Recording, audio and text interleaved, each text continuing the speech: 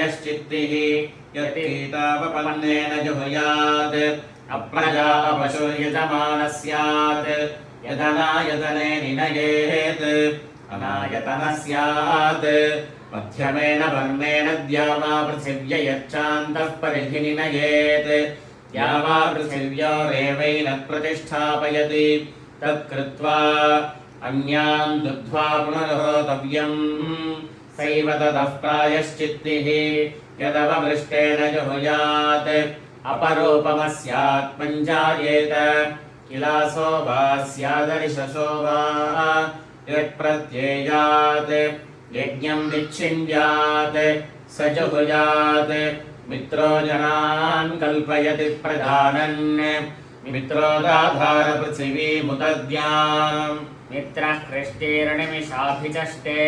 सत्याय हव्यङ्घृतवज्जुहोतेति मित्रेणैवैनः कल्पयति तत्कृत्वा अन्यान् दुग्ध्वा पुनर्होतव्यम् सैव ततः प्रायश्चित्तिः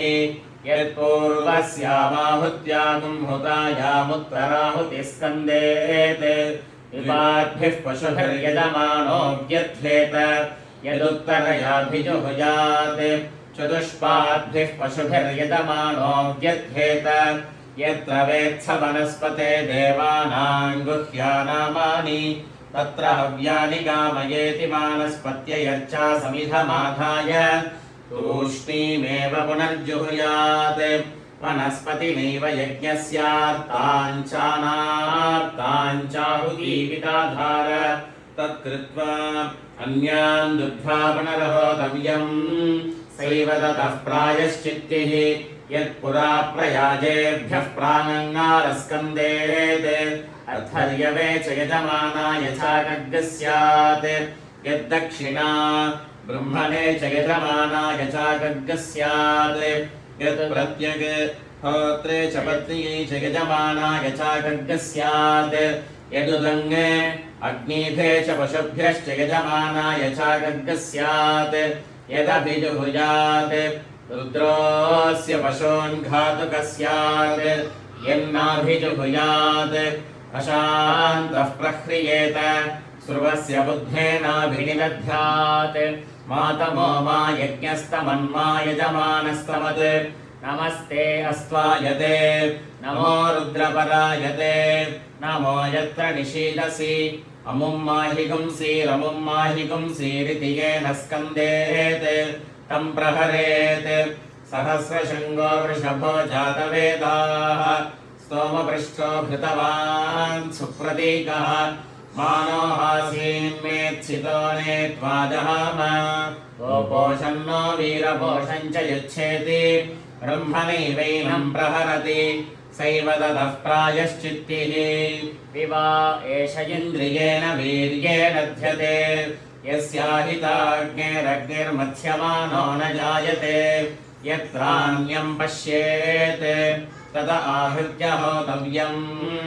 अग्नावेवास्याग्निहोत्रगं हुतं भवति यद्यन्यन्न विन्देत् अजायागं होतव्यम् आग्नेयैवा एषा यदजा अग्नावेवास्याग्निहोत्रगं हुतं भवति अजस्य तु नाश्नीयात् यदजस्याश्नीयात्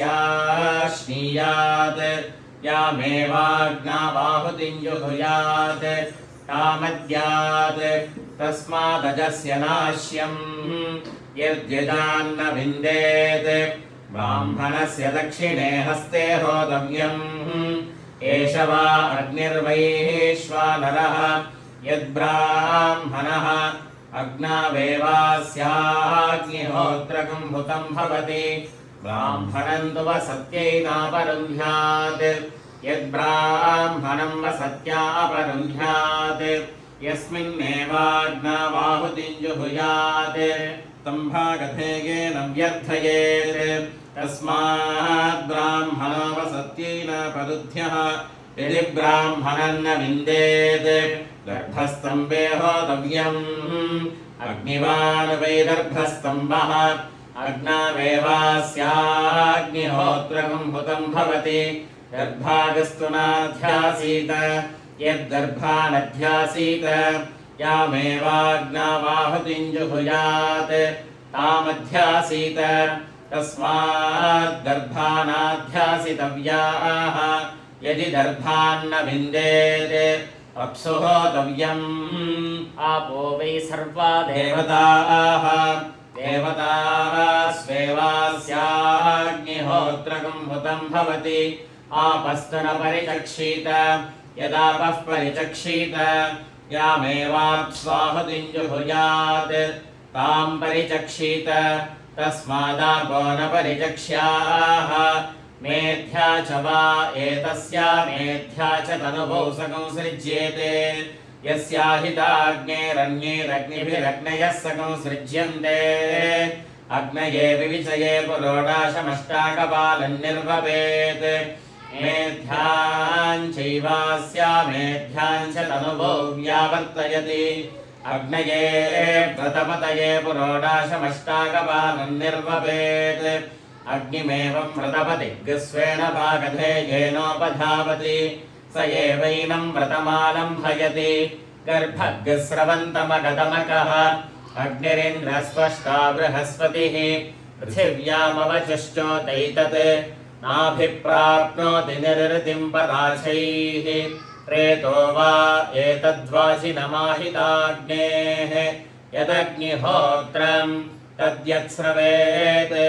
प्रेतोऽस्य वाजिनग्स्रवेत् गर्भग्स्रवन्तमगतमकरित्याह प्रेत एवास्मिन् वाजिनं दधाति अग्निरित्याह अग्निर्वैरेतोधाः प्रेत एव तद्दधाति इन्द्र इत्याह इन्द्रियमेवास्मिन् दधाति त्वष्टेत्याह त्वष्टा वै पशूनां मिथुनानागं रूपकृत् रूपमेव पशुषु दधाति बृहस्पतिरित्याह ब्रह्म वै देवानां बृहस्पतिः ब्रह्मणैवास्मै प्रजाः प्रजनयति पृथिव्यामवचश्चोतैतदित्याह अस्यामेवैनत्प्रतिष्ठापयति नाभिप्राप्नोति निर्वृतिं पराचैरित्याह रक्षसामपहत्यै याः पुरस्तात् प्रस्रवन्ति उपरिष्टात् सर्वतश्च याः ताभिरश्मिपवित्राभिः श्रद्धां यज्ञमारभे देवा गातुमितः गातुं यज्ञाय विन्दत मनसस्पतिना देवेन पातात् यज्ञः प्रयुज्यताम् तृतीयस्यै दिवः गायत्र्या सोमाभृतः सोमवीथाय सन्नयितुं वकलमन्तरमाददे आपो देवी शुद्धास्थ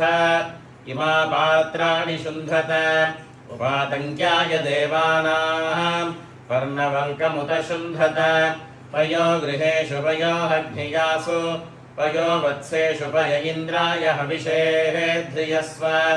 गायत्री पर्णवल्केन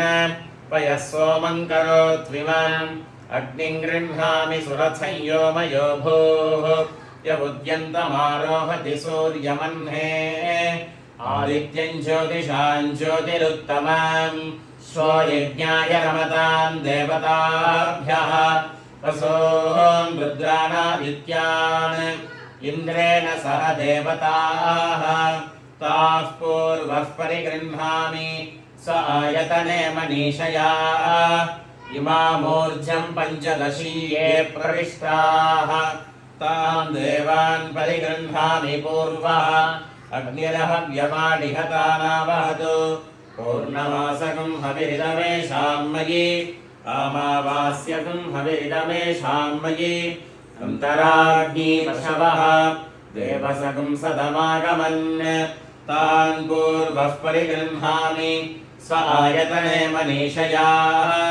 इह प्रजा विश्वरूपारमन्ताम् अग्निं गृहपतिमभिसंवसानाः ताः पूर्वः परिगृह्णामि स्व आयतने मनीषया इह पशवो विश्वरूपारमन्ताम् अग्निं गृहपतिमभिसंवसानाः तान् पूर्वः परिगृह्णामि स्व आयतने मनीषया अयं पितॄणामग्निः अवाढव्या पितृभ्यः तं पूर्वः परिगृह्णामि अविशन्नः पितुङ्करत् अजस्रं त्वागुं सभापालाः विजयभागं समिन्धता अग्ने दीताय मे सभ्य विजित्यै शरदः शतम् अन्नमावसथीयम् अभिहरानि शरदः शतम् आवसथे श्रियं मन्त्रम् अहिर्बुद्धियो नियच्छतु इदमहमग्निज्येष्ठेभ्यः वसुभ्यो यज्ञं प्रब्रवीमि इदमहमिन्द्रज्येष्ठेभ्यः रुद्रेभ्यो यज्ञं प्रब्रवीमि इदमहं वरुणज्येष्ठेभ्यः आदित्येभ्यो यज्ञं प्रब्रवीमि पयस्वधीरोषधयः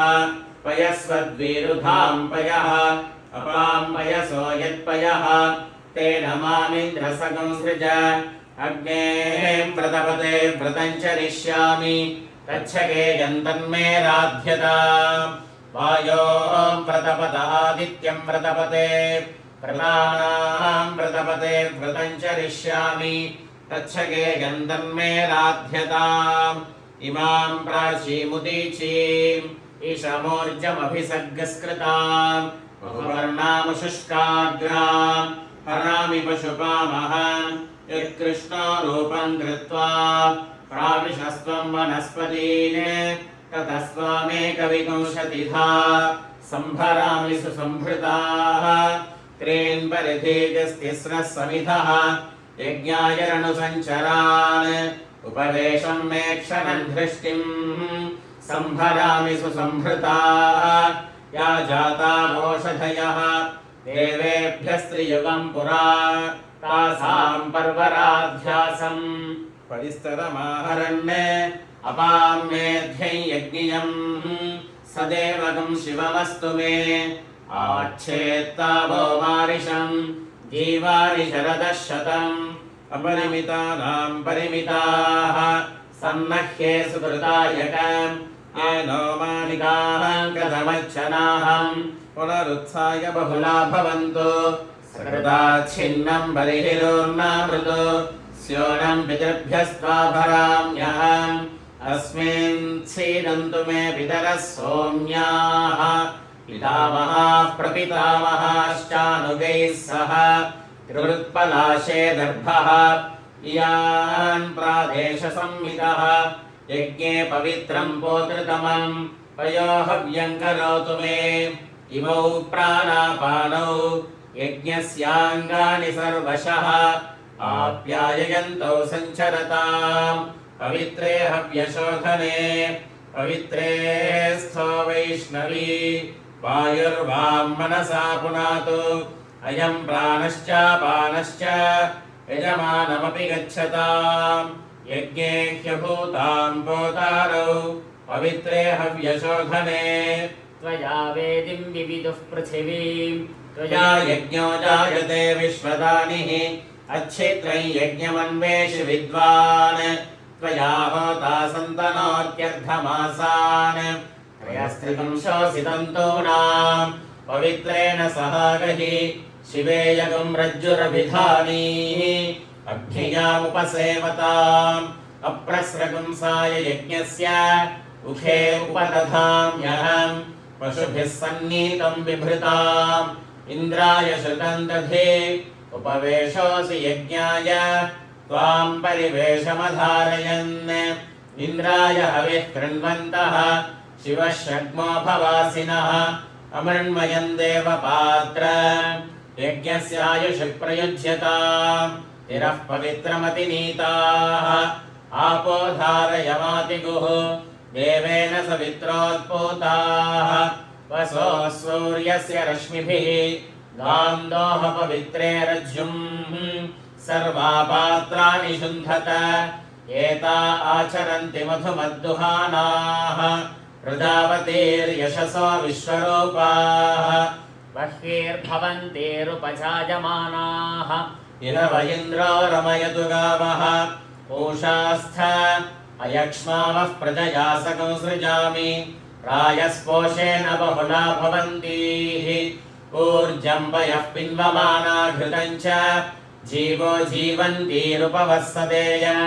द्यौश्चेमं यज्ञं पृथिवी च सन्दुहाता धाता सोमेन सह वातेन वायुः यजमानाय द्रविणं दधातु उत्सन्दुहन्ति कलशं चतुर्बिलान् इडां देवीं मधुमतीं सुवर्वितम् तदिन्द्राग्नी जिन्वतकुं सोनृतावत् तद्यजमानमृतत्वे दधातु कामधुक्षप्रणो ब्रूहि